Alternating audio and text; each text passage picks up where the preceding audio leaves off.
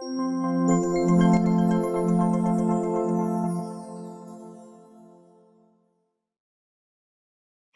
guys, welcome to my video on the 12 immutable laws of the universe. So the reason why I'm making this video is because recently I learned about these laws, and they're kind of related to, well, the law of attraction is one of the laws, and that's the one that everybody knows. If you're into manifestation, you're really familiar with the law of attraction. And I wanted to make this video to help bring awareness to the fact that there's more than just the law of attraction.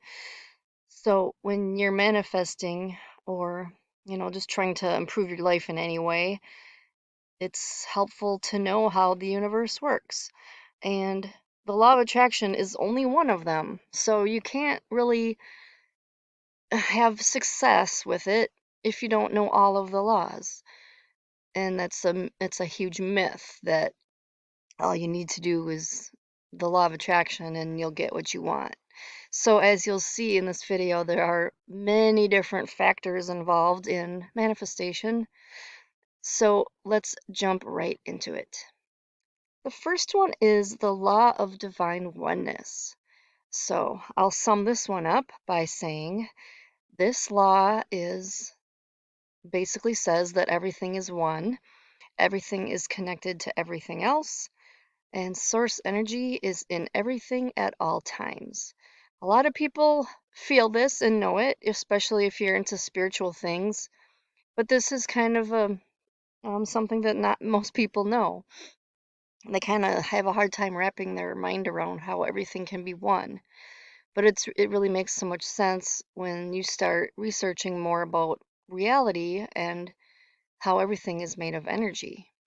So, the ways that this law can affect your life is because if you realize that everything is one and you're connected to everything else, that will make you a better person because you're not going to want to treat things badly when you realize that everything is connected. So the second one I'm going to go through is the law of vibration. This kind of goes on what I just said about everything being made of energy. Everything vibrates at different frequencies. And this is part of science, how humans cannot see or hear all of the spectrum of visible light and sounds. So it makes sense that there's a lot of things that we don't know that are there just because we can't see or hear them because they're operating at different frequencies. So basically, it's like there's been a lot of physicists and a lot of experts over the years that have mentioned this, like Nikola Tesla and Albert Einstein. They both knew that everything was made of energy, everything, it's all about vibration. And this is a huge part of manifestation because you vibrate at a certain frequency, and so that is what you're going to attract.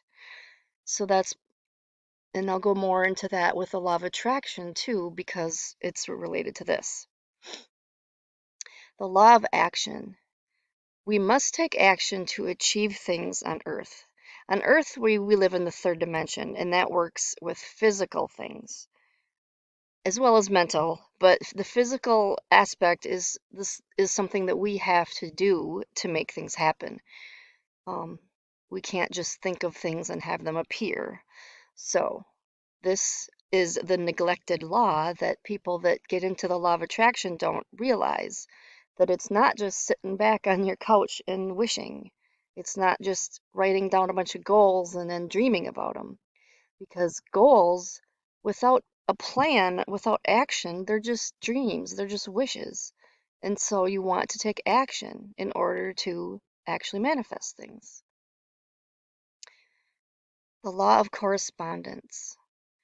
So this is a nice phrase that I love, and I think there's actually a clothing company and a shoe company actually that sells things that say as above, so below, as within, so without. as the universe, so the soul. So I just love this, and it's basically saying, whatever you are on the inside is how your world is going to look. Everything on the outside is going to match the inside. It gets a little esoteric, but that's what the law of correspondence means. The law of cause and effect. This says that every effect has a cause, every cause has an effect, and another word for this is karma. So when I say karma, it doesn't always mean what people usually think karma means, where if you do something, crappy to somebody, then something crappy is going to happen to you. It doesn't always work evenly that way. It does balance out in the end, but it's not going to be like an eye for an eye kind of thing. You do affect things, and everything that happens in your life had a cause. There's a root cause for everything. And this is especially true when it comes to physical health, because things don't just happen randomly. If you get sick, there was a reason. If you get a disease, there was a reason. There was something that started out small, a very small cause that you couldn't see until it became something bigger.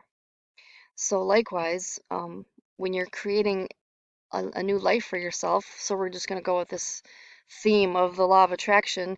If you're trying to attract something to your life, or creating your dream life, the the small things that you do, you might not notice a difference right away, but when you stick with it and you build the consistency, you will have an effect. And that's what the law of cause and effect is, and how it applies to manifestation. So the law of compensation, this is kind of related to the last one. This one says that what you put out, you will get back in equal quality and quantity. And this law pertains to deeds. So if you do good deeds, you will get blessings. And this is kind of hard to say 100% for sure, because how can you really prove this? Like, if you go out and if you give somebody $100, does that mean someone's going to give you $100 afterwards? I don't think it works quite that way, but this is one of the laws that I admit I have to do a little more research on to understand how this works. But I mean, it works in a general way if you think about it. I mean, people that are bad people, they generally end up having bad luck. They can't dig themselves out of the hole because they're they're doing bad things to people, so you know it's going to come back to them. But if you're a good person, and if you give to charities, apparently that's, I mean, I don't have enough to give to charities, but that's one of the things that successful entrepreneurs do when they first start making a lot of money. They will start giving to charity, because it's the law that apparently that if you give, you will get that back too. So I know that that is true when it comes to like being a good person and the effort that you put into something. It's kind of like a pendulum. If it swings one way, it's going to swing back the other direction in an equal amount. All right, so now we're on to the one that everybody knows about. Like attracts like, and thoughts become things. This is the law of attraction. So this means that however you are vibrating, whatever your general level is, that's what you're going to attract. So a good example of this is people, like friends. If you are a certain type of person and you like to do certain types of things, that's what you're going to attract, is more people that like those things. And the opposite end is if you're trying to build a business and do a lot of really good deeds in the world, you're going to attract people that will support you on that path, and people that are doing the same things as you. And as far as thoughts becoming things, it goes back to the vibration of your thoughts. And when you put focus on them, then they will eventually become things. And that, of course, includes all the laws in this. All of these laws have something to do with manifestation. So it's not that thoughts become things quickly and easily. It's it's just a generalization of the process. But as you'll see here, there's a lot that goes into creating and manifesting. The law of perpetual transmutation of energy. This one might sound a little confusing at first, but I'll try to make this make sense to you. Energy is always changing and it's changeable. So that means that anytime we can change our lives by changing our energy. At any given time, if you want to, you can change your life by changing your energy. It is always there in this perpetual state of um, possibilities. And that's why it's called the transmutation, because you can transmute a certain energy into a different energy. So if you want to take something negative and transmute it into something positive, that's possible, and that can happen at any given time when you put these laws into effect to change your life. So the next one is the law of relativity. Life gives us challenges so that we can get different perspectives, because if you look at two different people's lives and then you just look at one by itself, that perspective is going to appear bad until you look at the other one, which might be worse, and then you'll have the perspective. So this is a good way to think of it if you think you're going through something horrible, and you probably are. It is a horrible thing if you're going through something that makes you feel horrible. But if you can see someone else that has it worse, then you will have a different perspective. And this also says that nothing can be judged until it is related to something else. And this can go off into so many different directions, but like as far as even space, how can you tell where something is in space unless it's relative to something else also in space? Like the planets, for example, the sun and the earth. If there was no earth, the sun would just be in the middle of nowhere. But since there's both, you can tell where one of them is by looking at the other one. So that's what the law of relativity is. The law of polarity. Everything has an opposite, and these polar opposites are just extreme manifestations of the same thing.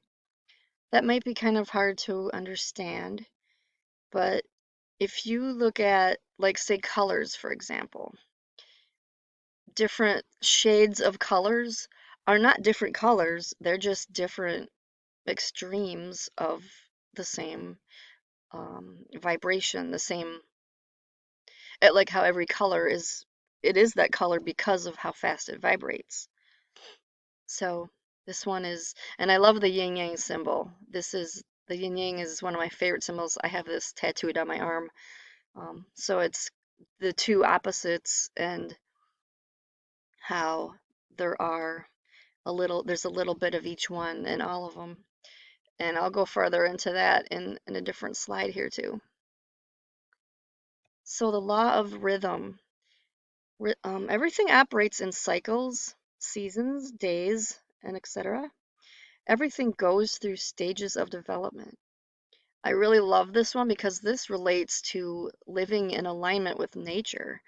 So there's cycles of the seasons and there's cycles of the days.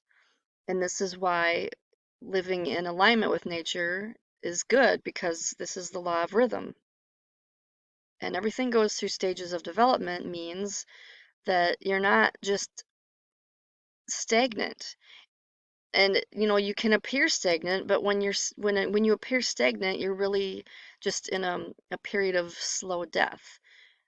Another way to look at this law is you're either growing or you're dying. Although I don't really like that description as much, because I don't like to say that you're dying just because you're not growing, but I mean, growing is the ideal way to be, because that's what life is. You should progress, you should change, because everything changes, and if you try to fight with that, then if you just try to keep things the same, then you are in a state of, I think the word is atrophy or entropy. I think entropy is the word I'm looking for there.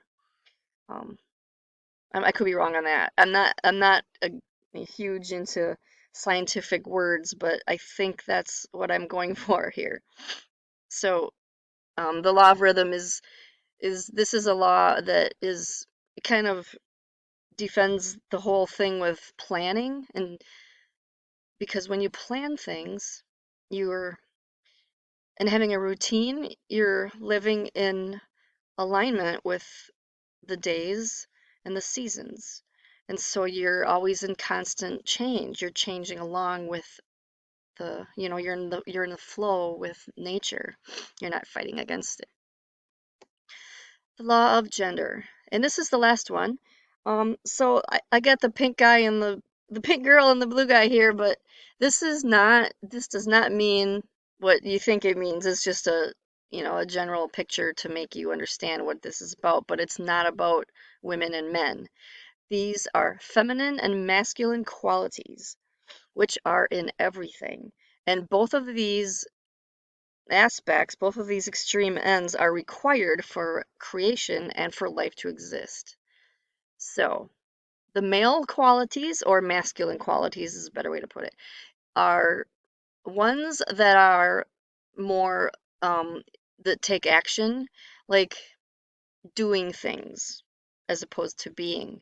So, like leadership, taking action, thinking logically, having a lot of strength and power. Those and these this is just a small list. These are just some of the, most common ones that people associate with these qualities. And then for feminine qualities, you've got things that are more passive and that are more being rather than doing. So, and feeling as well. So, empathy is something that's a feminine quality, and the nurturing quality, having compassion, being in touch with feelings, and being supportive. So, the male or masculine qualities are more of the go-getter type ones. The more there's more of the fire element in them, and the feminine qualities are more of the stable, the sit back and take care of the things kind of quality. There's so many words you could use to describe these two, but the point of this law is that these qualities are in everything, just different degrees. Um, and they are required for creation. Like you can't create things without a male and a female. And male and female animals and humans are the physical manifestations of this law. So that's what it looks like on the physical plane. And it's very important that we understand that everything includes both of these. And this is why, I mean, this is why there's men that like to dress up as women, and there's women that like to act like men, and there's a lot of transsexual, transgender, bi type people in the world, because you do have those in you. And it's a good thing to, like, develop them. It's not a bad thing. I mean, this used to be looked bad upon years ago, but it's becoming more common now because this is the law of gender, and it's just now it's known that everybody has these in them. And I like to say that balance is a good thing. However, a lot of people are going to lean more towards one or the other. So that concludes the 12 immutable laws of the universe. I really hope that this helped you and you learned something, and now you know that it's there's a lot involved when it comes to manifestation and the way the world is, the reality of the world. It's very complex, and these laws are when I first discovered these, I was just like, wow, this explains everything. Everything in the world can be explained by this. And these immutable means that they cannot be changed. This is how the universe is. And I just thought that was amazing. And it really pertains a lot to things that I talk about as far as health and as far as building the dream life that you want. You must work within these laws. And if you're going in flow with the laws, then you're going in flow with life, and life will just happen for you. We are here to create life. We're not here to be victims by life. We're here to um, give meaning to our life, the meaning that we want, and build the life that we want. We're not here to just sit back and live the life that we were given. So, if you like this video, give it a thumbs up, and I would love to see some comments about which one of these laws that you see in your life, that you have experienced in your life, because it's kind of interesting. Once you learn these laws, you will start to recognize them in your life. Like when I was making the slides for this video earlier today, and then I took a break, there was like 3 things that I noticed in my life that I said, "Oh, that's this law." It's pretty crazy how that works. So leave a comment below and let me know if you have noticed any of these laws in your life today. And thank you so much for watching. I will see you in the next video.